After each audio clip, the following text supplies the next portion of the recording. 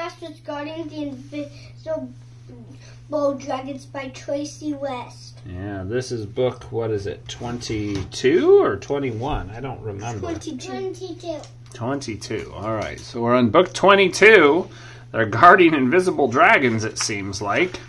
At least that's what the title suggests. But we don't know of any invisible dragons yet.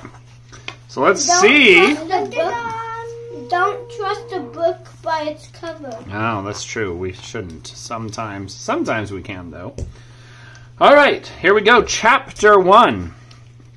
Training Lalo. Drake shielded his eyes from the sun. He watched the baby lightning dragon swoop down from the sky in the land of Aragon. "Lalo, bolt!" Carlos cried. The green dragon stone around his neck glowed brightly. A lightning bolt shot from Lalo's right wing and hit the sand below. Dragon Masters Drake and Carlos had been training with Lalo on the beach all morning. Drake's earth dragon, Worm, was watching. They'd found a spot near the cottage where Carlos lived with Diego, a wizard. "Great job, Lalo!" Carlos called out. "Woohoo!" Drake cheered. "That was amazing!" Drake still remembered the day when Lalo had hatched from an egg inside a pyramid. Brand new and full of energy, the baby dragon had flown away. The Dragon Masters had searched many lands before they found him. Then Griffith, the wizard's dragon stone, had chosen Carlos to be Lalo's dragon master. No lightning dragon is easy to control, especially a baby. But Carlos and Lalo had learned how to work together. Drake and Worm had been on several adventures since then.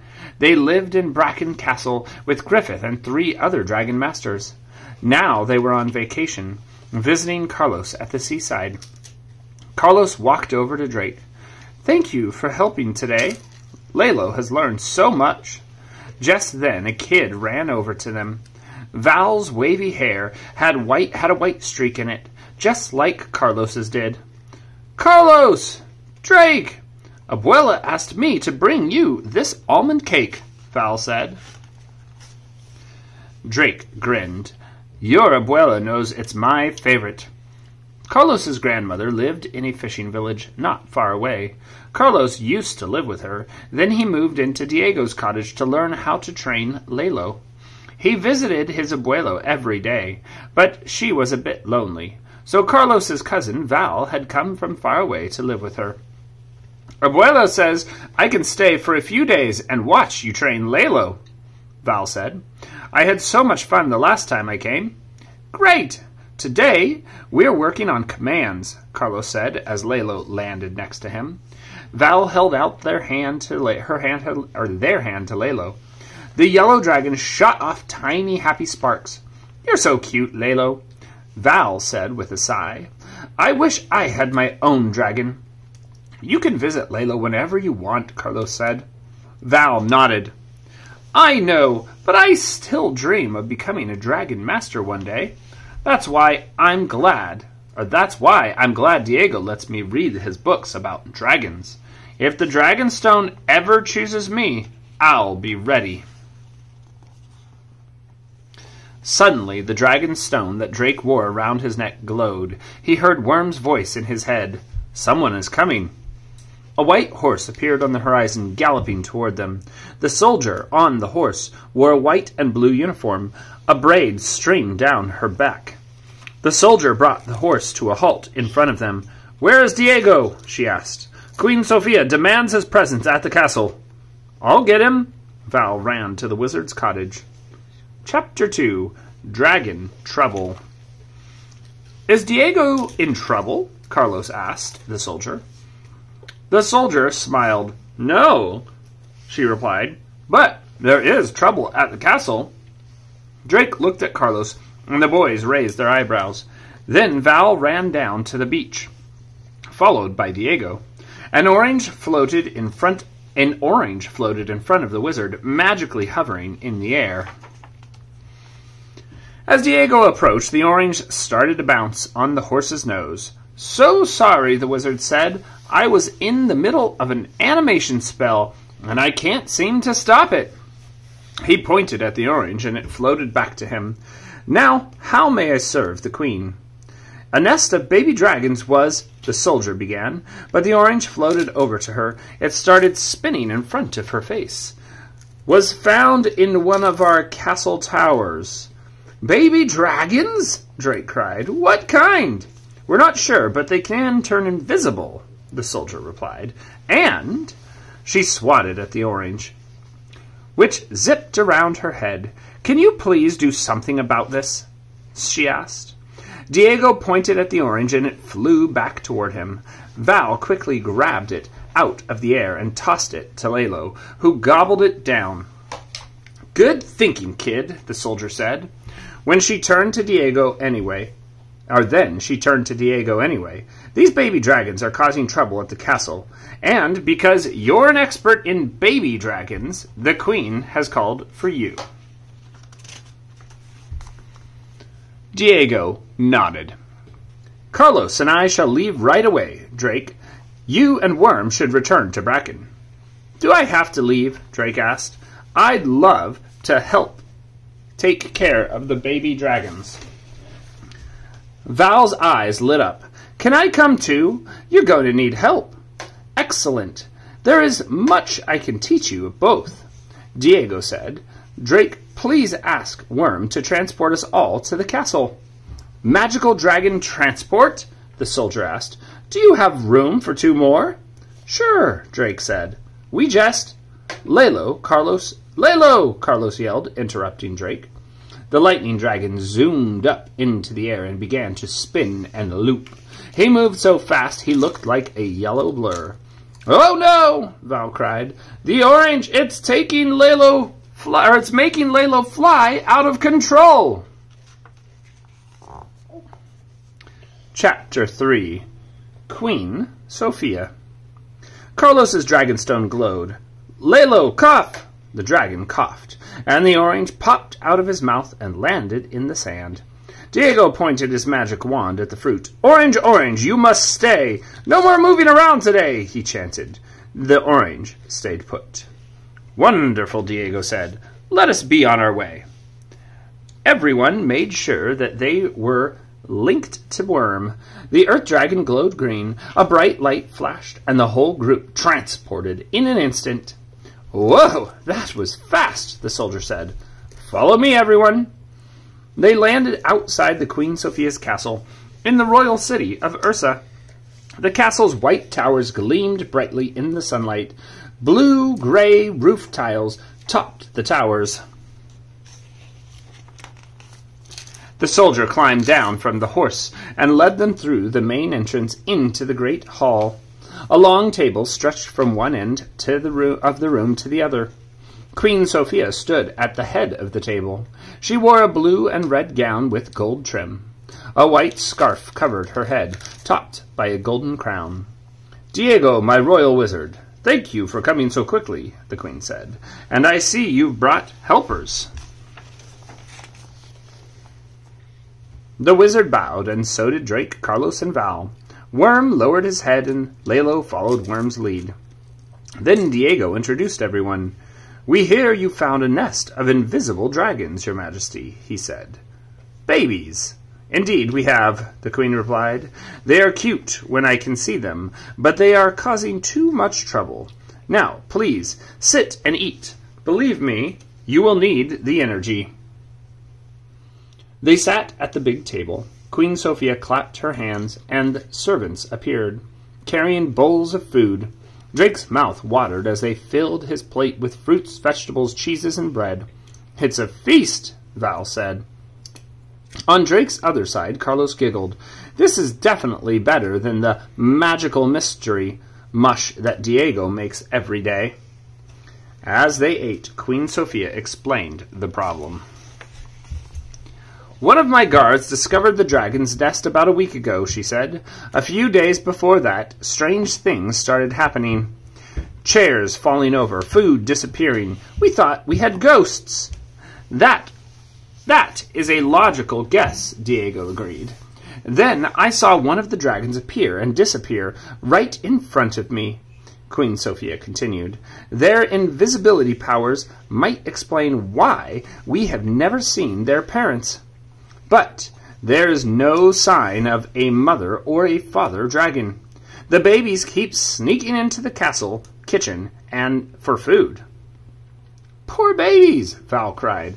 They must be hungry and scared on their own. Queen Sophia nodded. This is why I need your help, she said. Suddenly, a bowl of figs in front of Drake floated off the table. The figs vanished into thin air one by one. Drake's mouth dropped open in surprise.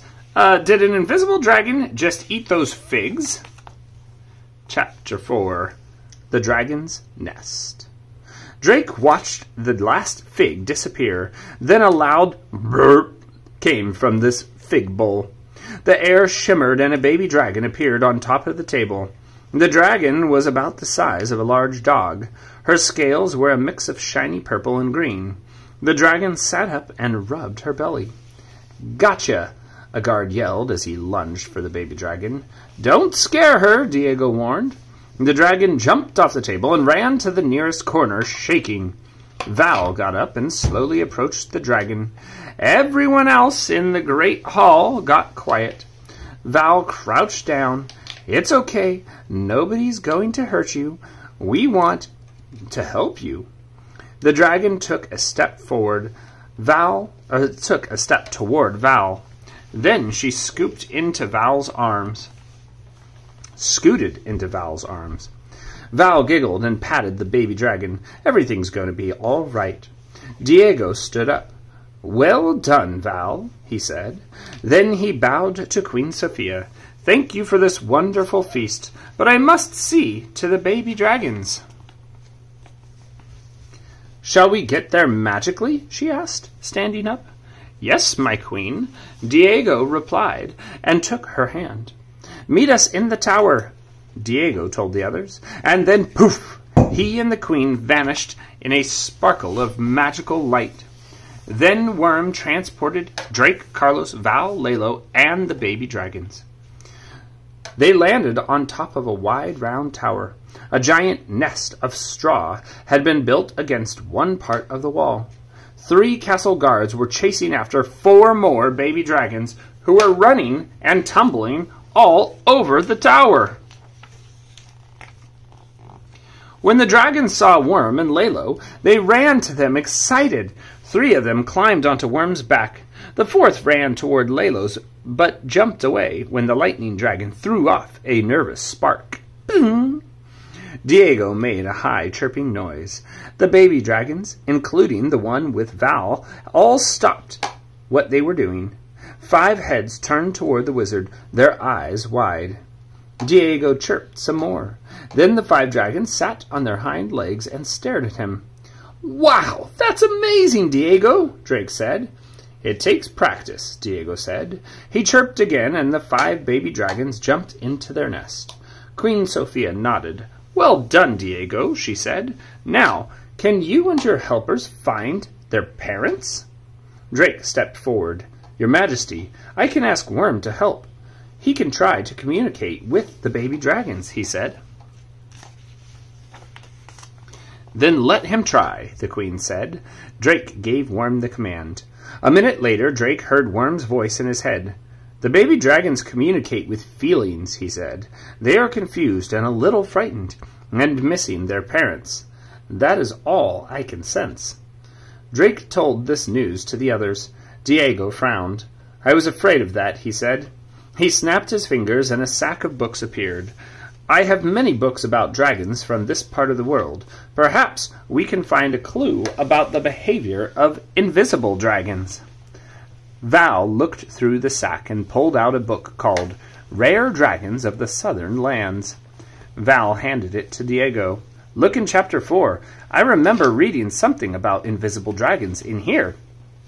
Wow, Val, you've been studying more than I thought, Carlos said. Diego paged through the book. You're right, Val, here it is, he said. He read silently for a moment and then frowned. Oh dear, Diego cried. The parents of these baby dragons may be in danger.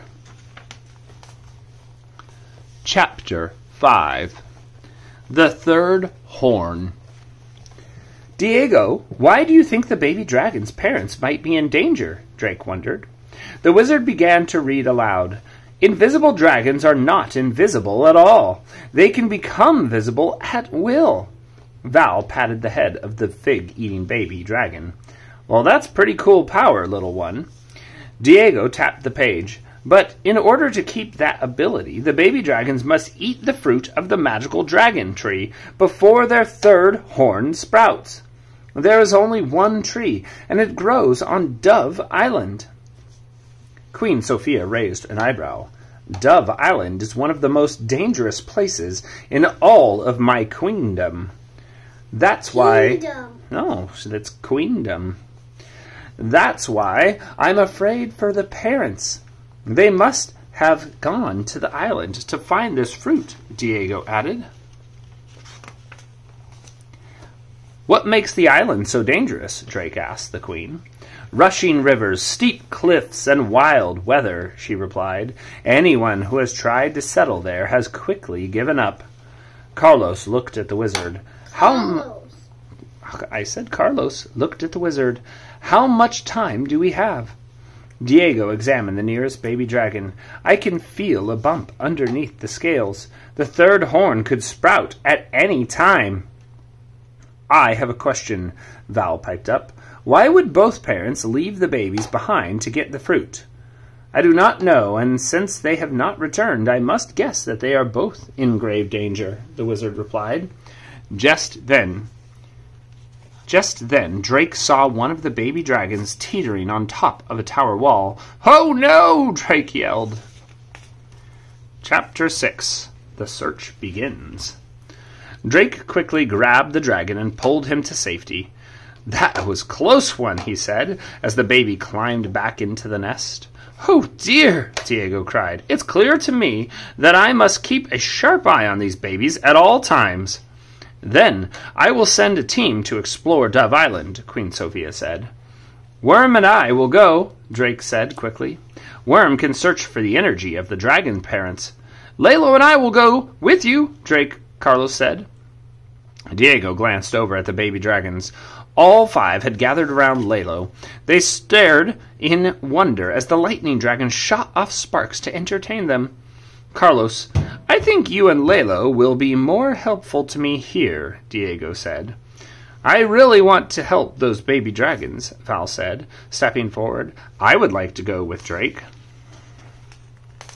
Yes, that's a good idea, Diego replied. Queen Sophia frowned. Shall I send soldiers with them? They are just children. Drake is a very skilled dragon master. Val is very clever, Diego replied, and Worm is the most powerful dragon I have ever met. The 3 of them will be fine. They will find the missing dragons, I am sure of it. The queen looked at Drake and Val. Be careful, she warned. Dove Island is not as peaceful as the bird it is named after. We will, Drake promised. Why is it called Dove Island? Doves are so peaceful, but the island isn't peaceful. Yeah, well, I don't know. Maybe we'll find out. Diego gave Val a bag containing rare dragons of the southern lands. This book may be helpful, he said. The little dragons that Val had calmed earlier looked up at them and whined.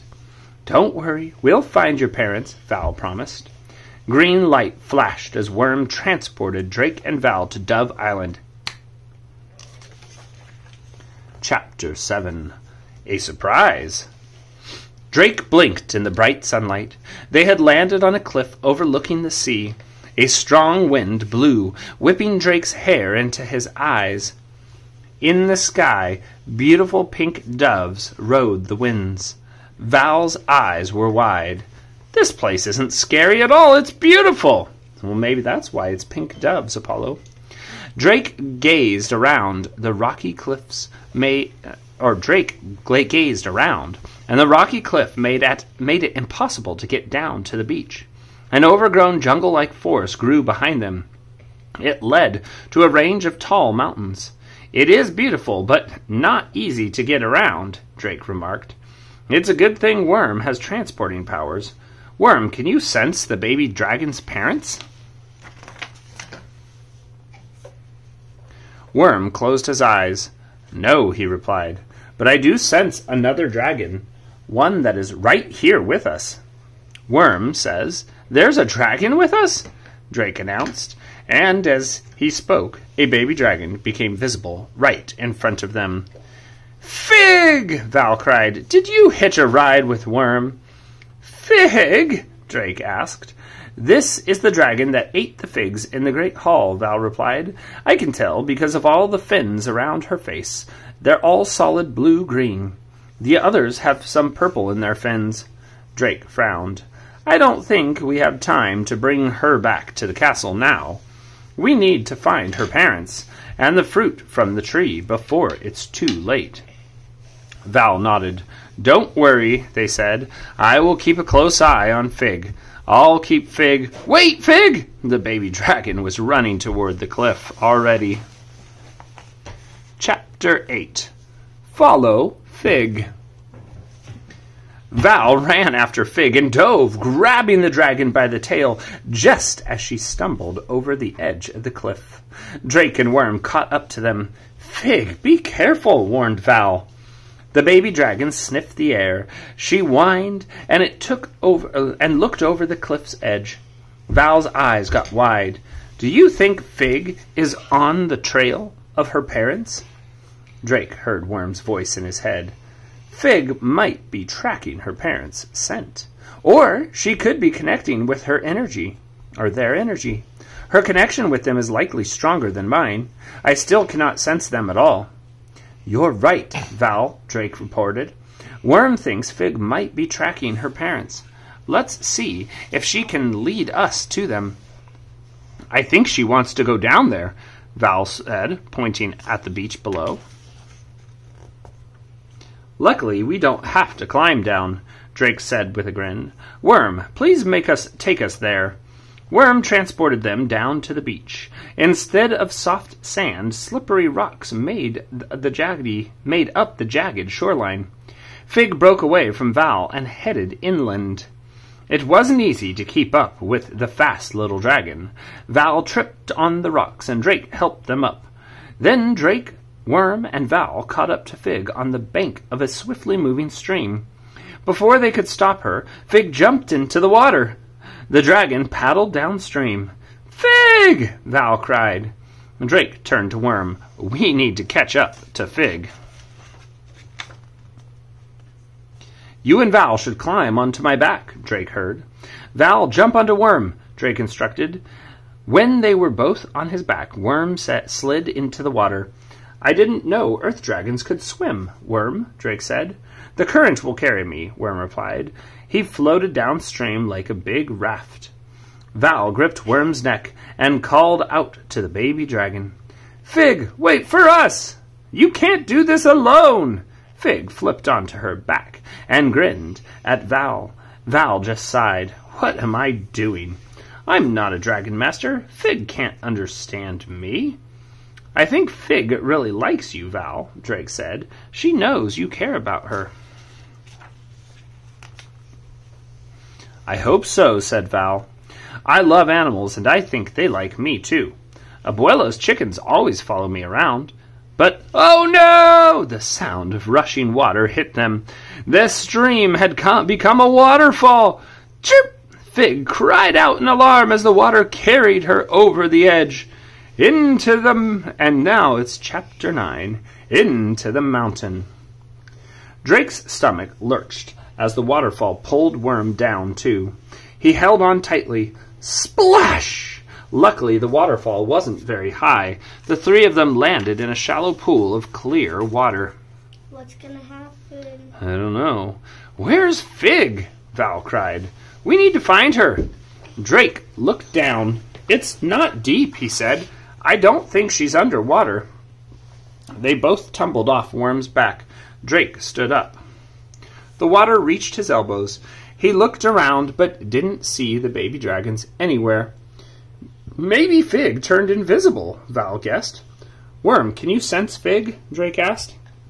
But before Worm could reply, the little dragon became visible on the shore. "Fig! I was so worried!" Val cried. Val, Drake, and Worm climbed out of the water dripping wet. Val hugged the baby dragon. "How about we stick to the ground from now on, okay?" Fig motioned with her head for Val to follow, and trotted along the bank of the stream. Drake, Val, and Worm dried off as they followed Fig. The stream led them to a wide open area at the foot of the mountain. Rocks were scattered across the ground. Some were boulders as big as Worm, and others were the size of barrels. The stream followed through the rocky area and then entered the mountain through a cave-like opening. Suddenly, Fig took off toward a big pile of rocks. The baby dragon sniffled the ground as she moved. Her tail wagged. Fig seems really excited, Val said. Do you think her parents are near here? Drake looked at Worm. Can you sense anything? Worm closed his eyes. Yes, there is dragon energy here. Energy that is not Fig's. The three of them approached. Fig, who was still sniffing around the large rock pile. The air next to Fig began to shimmer with purple and green light. Drake gasped. A big dragon was taking shape in front of their eyes. Chapter 10. Trapped. Fig made a happy chirping sound and ran to the big dragon. That is Fig's mother, Worm told Drake. Val the dragon is, Drake began. Fig's mother, right? Val finished. The mother dragon nuzzled Fig. She had the same purple and green scales as Fig, but she had 3 horns on top of her head instead of 2, and two of her horns were long and curved. Worm, please ask Fig's mom what happened here, Drake said. Where's Fig's dad? Worm closed his eyes. After a minute, and Drake heard the reply. Her name is Tana, Worm began. She is relieved to know that her babies are safe. Tana needed a place to lay her eggs and found the castle tower. She says that she and Fig's father, Yere, came to this island to get the fruit from the dragon tree. It is a task that requires 2 invisible dragons. They thought it would be a quick trip, but as they were following the stream, there was an avalanche. Drake looked at the rocks piled up around them. These rocks tumbled down the mountain when Fig's mom and dad were here. Val gasped. Yere is trapped under the rocks, Worm continued. He is invisible now to save his energy. Val, Fig's dad, is trapped beneath these rocks, Drake explained. That's terrible, Val cried. Is he okay? Yere lost energy when the rocks hit him, Worm continued, but Tana has been bringing him water and food, hoping he would become strong again. Then she thought they could move the heavy rocks together. He won't be trapped for long, Drake said. Worm, please move those rocks, using the power of your mind. Worm's body glowed green. He closed his eyes. Stand back, everyone, Drake yelled.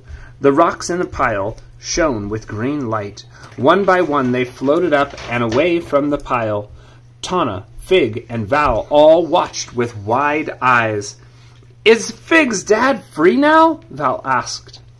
As Val spoke, the shape of Fig's father appeared for a second, then faded away. Chip, chip, Fig cried. He is free, but he is very weak, Worm answered. Tana must get the fruit from the dragon tree for the babies. Yere cannot make the journey to the tree. Can't you transport him there, Worm? Drake asked. No, Worm replied. Only invisible dragons can get near the tree. Fig will have to go with Tana, but she is worried Fig is too young, Drake repeated this to Val. Val said. Fig was brave and clever when she snuck her way onto the island. She's the one who led us to Tana and Yere. I believe Fig can do it. I do too, Drake said. Worm, please tell Tana not to worry about Fig. A few seconds later, Drake heard Worm's voice in his head. Tana agrees. We must get to the dragon tree at once. Chapter 11. Chapter 11, the dragon tree. Yeah. Tana and Fig led the way to the dragon tree, staying visible so that Drake, Worm, and Val could see them. Still weak, Yurei stayed behind. The two invisible dragons took the group to the opening in the mountain. At first it was dark in the cave, and Drake shivered. They walked for a few minutes, and then the tunnel opened up into a large chamber. Standing outside the edge of the tunnel, Drake saw a strange purple sky overhead. "This is weird," he said. "We're in the middle of the mountain, but it's like we're not." Val's eyes sparkled. "I think it's a magical place. Can you see that light up ahead?" A faint purple light rippled in front of them. Beyond the light, Drake could see a moat surrounding a round patch of land. Growing on the land was a single tree with a wide gray trunk. Its branches grew straight up. Green leaves covered the very top of the tree, and purple fruits dangled from the branches. "Tana says that only invisible creatures can pass through the energy field," Worm explained. "We must wait here." Drake repeated Worm's words out loud. Val knelt down. "Good luck," Val whispered to Fig. Fig and her mother turned invisible. The energy field shimmered, and a moment later they reappeared on the other side. They walked up to the moat. Splash! A large purple fish jumped out of the water. It snapped at the dragons with a mouthful of sharp teeth. Splash, splash, splash! Several more toothy fish jumped out of the water. Piranhas! Yeah. Drake frowned. "How are you going to get past those nasty fish?" "Tana will distract the fish," Worm told Drake. "Then Fig will jump across the moat and get 5 pieces of fruit from the tree, 1 for each baby." The mother dragon became invisible again. She picked up a branch from the bank of the moat and waved it over the water. The fish jumped up and tried to bite it. Fig turned invisible. Then Drake saw her footprints in the dirt as she landed on the other side of the moat. The baby dragon turned visible again and scrambled up the bumpy tree trunk. Then she shook the lowest branch of the tree. The purple fruit rained to the ground. "Oh no! Is Fig going to carry the fruit? Or how is Fig going to carry the fruit?" Drake wondered. The baby dragon stared at the fallen fruit for a minute. Then she carefully started stuffing the fruit into her mouth. Her cheeks puffed up. "She's going to try to carry them all in her mouth," Val guessed. Fig scrambled back to the moat. Still invisible, Tana waved the branch to distract the fish. Fig made a running start toward the moat. "Wait! Fig, you forgot to turn invisible!" Val called out. Fig soared over the moat. One of the fish flipped around and saw Fig. Then it leapt up toward the baby dragon. Chapter 12. A Magical Fruit. The larger fish snapped at Fig with its sharp teeth. Pop! But Tana's purple and green tail became visible, and it smacked the fish away. The fish splashed back into the water. Fig landed safely on the other side of the moat. Tana's tail became invisible again, and so did Fig. The energy field protecting the dragon tree shimmered. Then Fig and Tana appeared in front of Drake, Worm, and Val. "You did it!" Val cried, running to hug Fig. The baby dragon spat out 5 purple fruits. Then Tana nudged Fig with her snout. Fig gobbled one of them up. The little dragon's body began to glow. The glow faded. As the fruit's magic took hold, Fig smiled. Now, Fig will keep her ability to become visible whenever she wants to, Worm told Drake. "We need to get these fruits back to the rest of Tana's babies before their horns sprout," Drake remembered. Val stuffed the 4 remaining fruits into the bag. Everyone hurried back through the tunnel to Yurei. The father dragon was faintly visible. "He's feeling a little stronger already," Worm told Drake. "Good. Get ready to transport back to Queen Sophia's castle," Drake said. Val pointed at Fig, frowning. Drake, look! There's a little bump in the middle of Fig's forehead. Val said, if Fig's horn is starting to sprout, the other babies might be sprouting their third horns too, Drake cried. He touched Worm. Worm, please transport us now. We've got to get this fruit to the other baby dragons before it's too late. Chapter 13. A Safe Home. Worm transported Drake, Val, and the 3 invisible dragons back to Queen Sophia's castle. They landed beside the nest on top of the tower. The 4 baby dragons were listening to Diego tell a story. Carlos sat in the nest with them. Lalo was perched on the tower wall in case the babies tried to climb it again.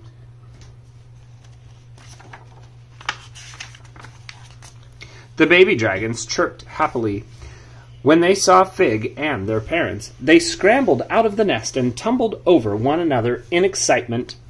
Tana and Yurei, who was fully visible now, lowered their heads. They nuzzled all of their babies. Drake looked at the little dragons' foreheads. No horns yet, he told Val. We got here in time. Carlos climbed out of the nest, and Drake and Val ran to him and Diego. You found the parents? Diego cried. And the missing baby, too. That's Fig. She followed us to Dove Island, Drake explained. We got the fruit from the dragon tree. Fig ate hers, but we need to feed the other babies right away. Diego made a chirping sound, and Fig's 4 siblings turned their heads. Then they scampered to Diego and lined up in front of him. Good dragons, he said, and he fed the babies as Val handed him the fruits one by one. Just as Fig had done, the 4 baby dragons glowed brightly from the magic of the fruit. At that moment, Queen Sophia arrived in the tower. Her eyes widened at the sight of Tana and Yurei. The Queen turned to Diego. You were certainly right to trust Drake, Worm, and Val. Well done, all of you. Thank you, Your Majesty, Drake and Val said together. They both bowed. I have prepared a home for these dragons on the castle grounds, the Queen continued. Please, let this dragon family know they may live here as long as they like. Drake heard Worm in his head. Tana and Yurei are very grateful. The dragon parents say thank you, Drake reported. Diego bowed to Queen Sophia. You are so kind, dear Queen. May I have your leave to go back to my cottage? I will return shortly to check on the dragons. As you wish, wizard, the Queen replied. Diego turned to Drake, Carlos, and Val. Say your goodbyes to these invisible dragons. It is time for us all to head home. Val squeezed Fig, and Drake saw a tear roll down Val's cheek. Oh, Fig, I'll miss you, Val said. But you're going to be so happy here with your family. Drake heard the heartbreak in Val's voice. It's too bad Val isn't Fig's dragon master, he thought. Chapter 14. Diego's Idea. Poof! Diego used magic to return to his cottage. Worm transported Drake, Val, Carlos, and Lalo there too. That was quite an adventure, Diego said. Val frowned. I miss Fig already. I understand, Drake said. I make friends on every adventure I go on. It's never easy to say goodbye. Carlos grinned. But sometimes we get to say hello again, like when Drake comes to visit. And I'm sure we can help Diego when he checks on the dragon back in the castle. Val gave a small smile. I would like that. Then Val's eyes got wide. Something is licking my arm. The air began to shimmer purple and green. Fig appeared. Fig! Did you hitch a ride with Worm again? Val asked. The little dragon ran in a circle around Val. I'm happy to see you too, but you have to stop running away from your nest, Val scolded. Well, we'll get a message to the castle so your parents won't worry. Diego stroked his beard. I have a thought, but we will need to go to Bracken to find out if I am right. First, we all need some food and good night's sleep. It's been a long day. The next morning, after breakfast, Worm transported everyone back to Bracken Castle. A minute later, they all appeared in the training room. Griffith came out of the Dragon Master's classroom. "Drake, Worm, how good to see you again. We've missed you," the wizard said. Drake's friends Bo, Anna, and Rory followed Griffith. Drake introduced everyone. Then they all started talking at once. "How was your trip?" Bo asked. "Is this another baby dragon?" Rory asked, looking at Fig. "And are you her dragon master?" Anna asked Val. Val sighed. "I wish I was." "That is why we were here," Diego explained. "Griffith, it is clear to me that Val and Fig have formed a very strong connection in a very short amount of time." Griffith nodded. "I understand. To my workshop, everyone." Worm and Lalo watched through the doorway as Griffith, Diego, and the others gathered in the wizard's workshop. Griffith opened up a wooden box carved with an image of a dragon inside, and inside glittered a large green stone. "Dragonstone, show me the dragon master of Fig, the invisible dragon," Griffith said. The dragonstone instantly glowed with bright green light. Chapter 15. A Perfect Pair. The light from the dragonstone turned into a single beam. The beam shone right on Val. Their whole body lit up with green light. "Excellent!" Griffith cheered. "The dragonstone usually shows us a new dragon master, but Fig's dragon master is right here." Val's mouth opened in shock. "You mean it's me? I'm Fig's dragon master?" "Indeed you are," Griffith said. "When a human and a dragon form a bond like the one you have, the dragon stone knows, and Fig can use a caring dragon master like you." The light from the dragon stone faded. Diego smiled. "I know you'll be an excellent dragon master, Val." Griffith opened another box and took out a small piece of the dragon stone. Hanging on a gold chain, he slipped it around Val's neck. Val's dragonstone immediately began to glow. "I can hear Fig inside my head," Val cried. "Not words, but feelings." "The same thing happened when Lalo was just born," Carlos explained. "But now we understand each other's words." Val closed their eyes. "Fig is hungry." Laughing, Val hugged Fig. "I will take such good care of you, Fig. I promise." Griffith looked at Diego. "Now Val just needs a wizard to learn from." "Of course I'll do it. You don't need to hint," Diego said. "Carlos and Val are already cousins. Now they can train together." "I'm excited, but I can't leave Abuelo all by herself," Val said. "I think it is time Abuelo came to live with us," Diego replied. "I'll just magic up another room on the cottage for her. She does make a wonderful almond cake, after all."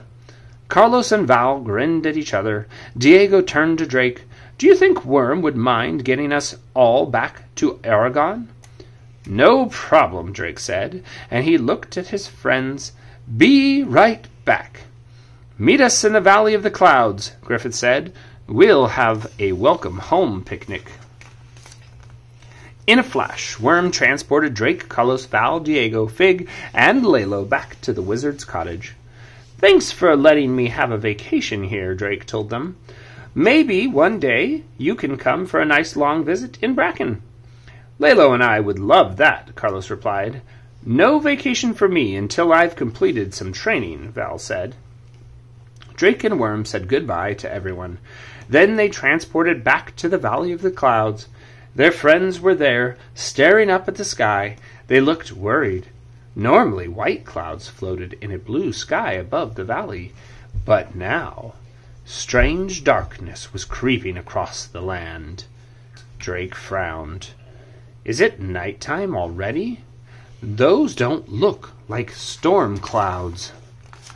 "No, it is not night. It is not a storm," Worm replied. "Something bad is coming. Dun dun dun." And that's the end of book 22. And the next book is Dragon Master's Curse of the Shadow Dragon. Yeah, Curse of the Shadow Dragon. Bum, bum, bum. And you might want to be with your grown-up for that one. Oh, is that one going to be scary? Yeah. Well, we'll see. All right. You guys know what the routine is. Adios! Adios!